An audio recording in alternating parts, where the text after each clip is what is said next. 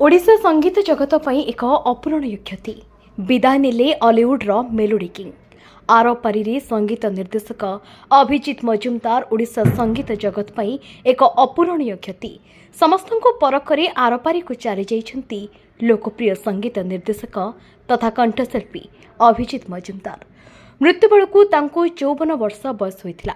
रविवार सकाळ प्राय 9:02 भुवनेश्वर एम्स हस्पिटाल रे चिकित्साधीन अवस्था से शेष निश्वास त्याग करिसेंती। अभिजीत दीर्घ समय धरी स्नायुगत समस्या लिभर जनित रोग एवं निमोनिया रे पीड़ित थिले। गत वर्ष सेप्टेम्बर मासरू से एम्स रे भर्ती होइथिले।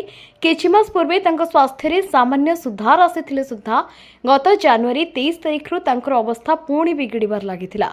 आज सकाळे हृदघात हेबा परे डाक्तरी दल अनेक चेष्टा करथिले मध्य तांको बंचाई पारि नथिले। अभिजीत मजुमदार केवल जड़े संगीतज्ञ नथिले, सेथिले ओडिशार घरे घरे परिचित अभिजीत दादा। से 50 रु अधिक चलचित्र एवं शताधिक आल्बम रे संगीत निर्देशना देवा सहित कंठदान करिसेंती। संबलपुरी संगीत हेउ किंबा हॉलीवुडर रोमांटिक गीत सबुठी तांकर स्वतंत्र छाप रहितला।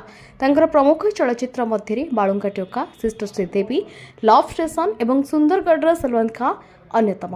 तांको वियोगरे हॉलीवुडर अभिनेता, कंठशिल्पी एवं संगीत प्रेमी मध्य ये गभीर शोक प्रकाश पाई।